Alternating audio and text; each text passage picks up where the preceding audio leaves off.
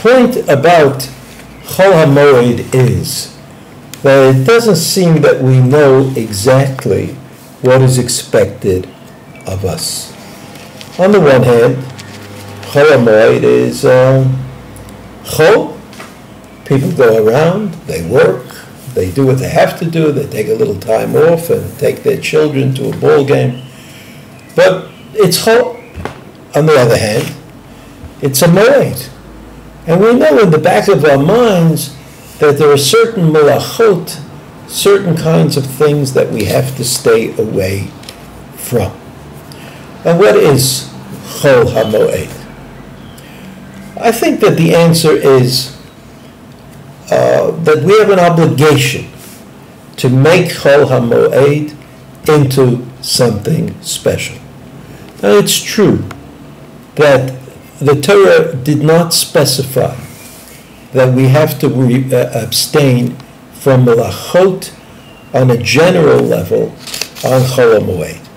It's true that the Torah gave it over to the Rabbanim, to Chazal, to determine which of the melachot which are prohibited on Shabbat and Yom Tov would remain prohibited on Chol HaMoed.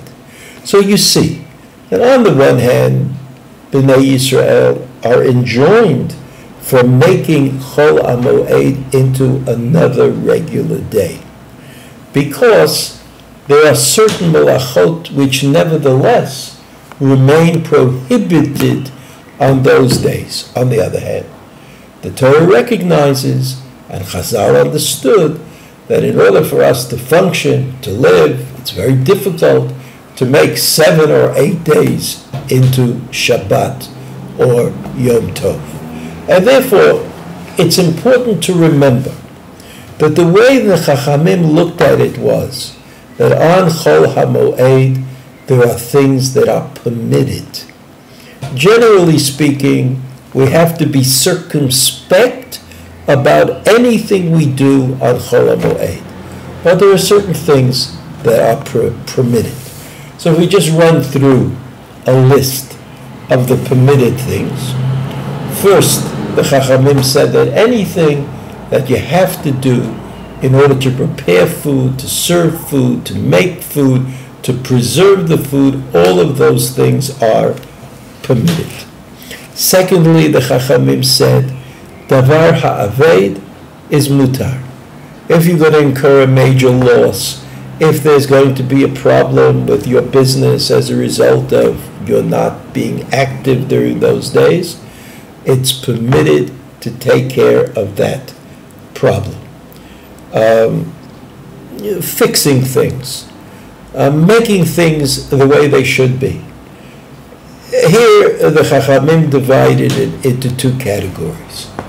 If there's something happens to my plumbing, and I can fix it myself, that's called the Maaseh Hedyot. I'm not a plumber. I don't know too much about it. But sometimes I can move things around so that it's a bit better than it was. Maaseh Hedyot is permitted. I'm allowed to fix things. I'm not allowed to call the plumber. I mean, we're not talking about a case where there's a tragedy in the making. I'm talking about the kind of work that could be put off until after Chol HaMoed. You should not ask the plumber to come on Chol HaMoed. Chachamim said that if there is some work that has to be done for the population at large, if it has to do with the electricity, if it has to do with the water system, if it has to do with safety, then those things can surely be done on Chol HaMoed as well. If a worker, a laborer, works by day, I mean day by day, he's paid day by day, and if he doesn't work, he's not going to get paid. If he doesn't get paid, he won't be able to support his family. So he is allowed certainly to work. So that you see that the Chachamim wanted us to be careful. And the Chachamim, in fact, recognized that these days, we are enjoined on those days to kind of feel the special Kedusha, the sanctity of the day. And if we're talking about Chol HaMoed Pesach, we know that we eat matzah, and we do not eat any chametz. We don't change back to chametz after the Seder is over. We maintain the same standards of permitted food and forbidden food for the entirety of the holiday of Pesach. And therefore, it's important that we also try to maintain the spirit, the Kedusha, the sanctity of those days for the entirety of Pesach. So a suggestion, it's true that the Seder passed, and that each of us tried to explain what we tried to explain, and that each of us listened carefully as our children spoke to us about what they had learned in school, and we tried to give them further interpretation and explanation. Nevertheless, there's no obligation to stop talking about Pesach. There's no requirement that the days after the Seder would not include anything that has to do with Pesach.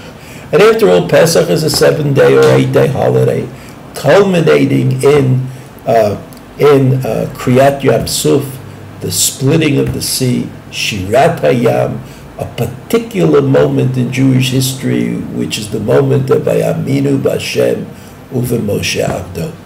So it behooves us to make an effort, to sanctify the days called Chol HaMoed, even though Chazal enabled us to live in a reasonable way during those days.